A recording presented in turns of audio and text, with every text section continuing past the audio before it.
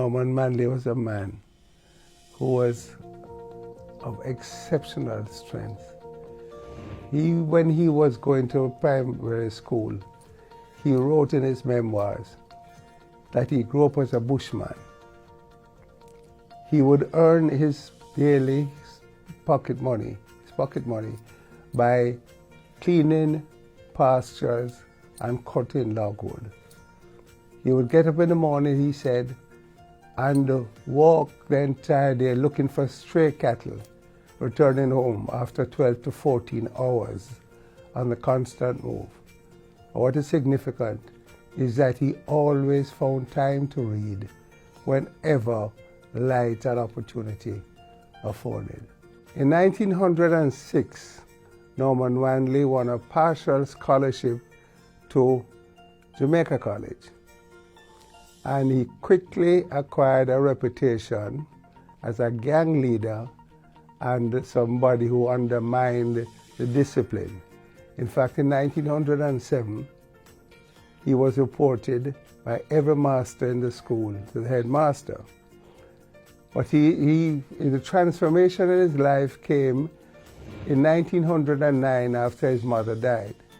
With the realization of the sacrifices that she had made, he decided to turn his life around.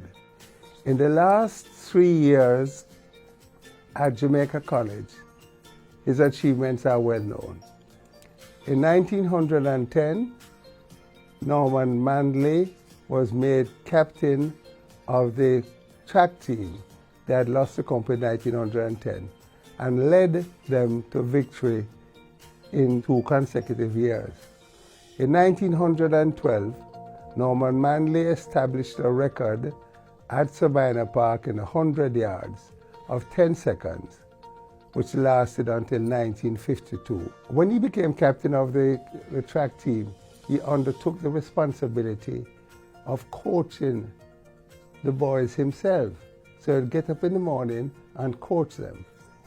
In 1912, he was made captain of the Sunlight Cup team. And when he realized that there was no fast bowler on the team, he got up in the morning, made himself into a fast bowler, and took most wickets in Sunlight. The transformation came largely as a result of Norman Manley's own determination and resolve. His iron discipline, his capacity for sustained work, his fixity of purpose, and his sustained pursuit of excellence. After all of those achievements as a schoolboy, in 1914, he won the Rhodes Scholarship. And within 1 month, he was struck down by typhoid fever, and his weight fell from 175 pounds to 94 pounds. He recovered and went to Oxford. And after the first term, he volunteered for the First World War. Norman Manley spent 4 years in the First World War. He was a gunner. He had wanted to become a pilot, but could not afford the fee. It was, I think, 150 pounds. So he became a gunner. And that involved being exposed to the hazards and dangers of trench warfare, because he had to set the guns. When Norman Manley came out of the First World War, he got the military medal, which is a medal for bravery. He re-entered Oxford. He had a nervous breakdown, recovered, went back to Oxford, and he did the BCL, which is the Bachelor of Civil Laws.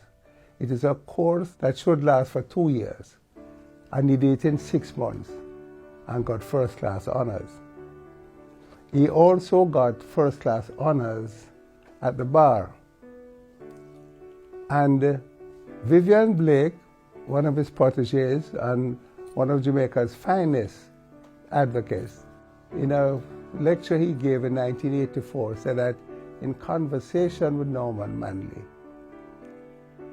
Manley told him that he knew the decision in over 1,000 reported cases in various branches of the law that he could recite from memory. Norman Manley was called to the bar in Jamaica in 1922, August. In fact, no lawyer had been enrolled in Jamaica since 1911. He was invited to take silk in 1932, right? 2 months less than the 10 years. Understand? Because what had happened, at first, he found the going difficult. His first case was actually in November of that year in Spanish Town. And he would write, I knew every line and letter of the evidence by heart. I had cross-examined on paper every witness. I filled over 3 volumes of notebooks. Yet when he stood up to ask his first question, he froze. And he was there, his palms got sweaty and his throat dry. And after a minute, the months of auto-suggestion came into play. And he asked his first question. And then after that, he said he was on his way. He, of course, won that case. Everybody deferred to Norman Manley. He was so outstanding. All the others were dwarfed by his presence. The verdict given by those judges who witnessed his courtroom style and experienced his advocacy skills is sufficient to validate the claim that for eloquence, style and effectiveness in cross-examination and depth of preparation it has not been equaled by any member of the Jamaican bar. In 1951, Norman Manley went to England, to the Privy Council, to argue the Vicks trademark case. And the Lord Chancellor said that it was the best argument he had ever heard in a trademark case. Norman Manley, and I must mention this, also represented a man by the name of Donald Beard at XRAF Man, a Jamaican man charged with murder in London. And at the conclusion of the case, after a successful representation, Mr. Justice Sellers said, I must tell you the pleasure it has been and the satisfaction the prisoner must feel to having you defend him. But one of the cases I think that demonstrated the extent of Norman Manley's preparation and the commitment and the energy is the case of Mrs. Alexander. She was charged along with her brother since 1931 for the murder of her husband. At the end of the case, Justice Adrian Clark said, if genius is an infinite capacity for taking pains, you have been defended by a genius. In that case, Norman Manley spent so much time and effort because what had happened is that the ballistic expert was a government chemist, had given evidence and said that the bullet that was found in the body of Mr. Alexander, right, had come from the gun, right, of the accused. And he said that the chances of there being being inflicted by another gun was like 100 trillion or something. Norman Manley, along with his brother-in-law, Mr. Ludlow Moody, and his friend, I think Aston Simpson, was not content. And what he did is that he got his wife, she was commissioned to do a bust of Alexander, right, that was brought into court to demonstrate various hypotheses. But in addition to that, Ludlow Moody was a man with a phenomenal knowledge of guns. And what they did is that they fired thousands of rounds of ammunition, thousands of rounds every night in water and in plasticine models. And Douglas and Michael would go and retrieve the bullets, and they would come and subject it to minute testing. And eventually they found a bullet that had the same markings as the markings that was found in the body. When Norman Manley was being interviewed by Philip Sherlock, one of his biographers, and he was asked the reason for his success. Absolutely egotistic determination to win every case I was engaged in, which I regard as the most important attribute of an advocate. Maximum concentration, maximum study, maximum observation, maximum everything. That is what differentiated him from the others. Norman had incredible endurance. He would routinely work 15 hours a day. Right? He would schedule meetings with his solicitors. They were, befuddled when they got a call and said, "Come to John Blair at 12 o'clock. This is midnight." That is after Norman Manley had done preparation for his case, right? And then leaves the Supreme Court or wherever and he goes and campaigns and gives speeches.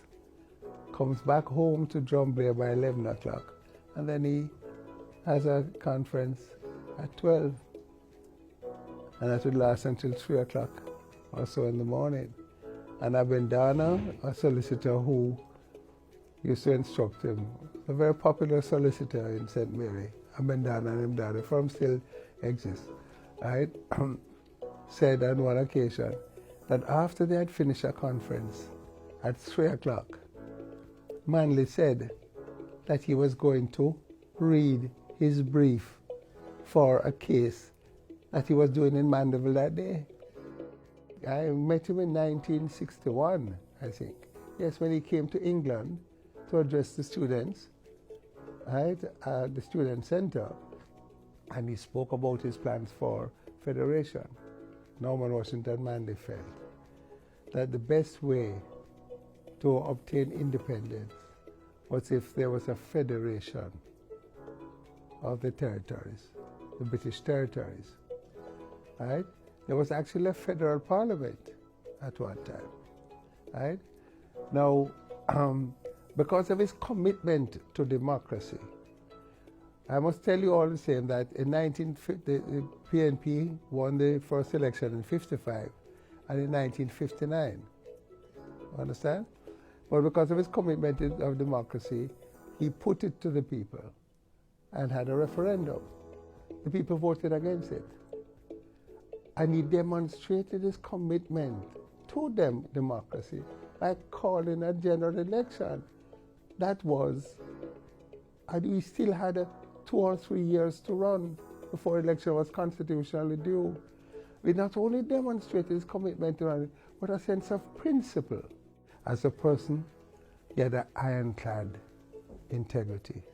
And I have to tell you, to also demonstrate the integrity of Norman Manley, in 1958 or so, when he was chief minister, one of his ministers, right, was Minister of Communication and Works. And his wife got a contract, had a little truck to transport something for the ministry. And when Norman Manley heard, he called the minister and said, "You have to resign." Unimpeachable integrity, principle. After they voted against federation, he continued with characteristic vigor and energy his pursuit of independence, right? Because he was the doyen and the architect and builder of independence. It's like by a cruel twist of fate, as you know, he was not in power when we got independence. When Norman Manley died on the 2nd of September, 1969, On the 3rd of September, the Gleaner wrote this: Norman Manley was in every sense a great man. His greatness was no mere insular magnificence.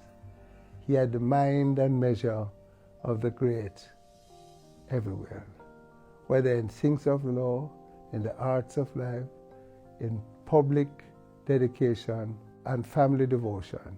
He was a genius of total and unselfish commitment. And Victor Stafford Reed, who was an author, novelist, and later a Manley biographer, wrote, in the larger canvas he was all this: lawyer, athlete, war hero, statesman. But in the minor canvas, more too: teacher, farmer, expert axeman, lover of the arts, a drum fire of performance marked his ways. But one of the things that I just want to add that characterized Norman Manley was said by Lord Caradon. Lord Caradon was the British ambassador to the United Nations. But he served in Jamaica as Sir Hugh Foote, as governor. And there was a memorial service for Manley in New York at the Cathedral of St. John the Divine on the 27th of October, 1969. And Lord Caradon said in his tribute, Norman Manley was one of the greatest men I ever met. His most outstanding quality was his undisputed honesty and integrity. When it was announced that he to be made a national hero and the formation of law school, yes, it was well received, right, with universal approbation, because Norman Manley had captivated the attention, the imagination of the Jamaica, and had inspired men. When he gave his final speech at the PNP conference in 1969, he said, my mission, the mission of my generation, was to achieve self-government, to win self-government, and to win political independence for the black masses of this country, from which I sprung. And I can say proudly and happily today, mission achieved. The law school was a very significant development. A lot of people have made law a profession, not only for itself, but as a stepping stone to other things. A lot of lawyers are working in banks, working in various institutions, and so on. And those qualifications enable them to get employment and to do well. And it could not be named after anybody else but Norman Washington Manley, a leader of men, a statesman, an intellectual giant, a visionary, a patriot, father of the nation. A famous judge was once asked by a fond father, what advice would you give me to give my son now that he proposes to go in for the bar? And he replied, sir, remind the young man that he must have high animal spirits. That is the first requirement. And the second is the same, and the third is the same. And if in addition the young gentleman will learn a little law, he won't do too badly. In other words, just a capacity for hard work, unremitting, and a total will to win. So that you stop at nothing. It gave you maximum concentration, maximum personal observation, maximum study, maximum everything. And the reward was winning.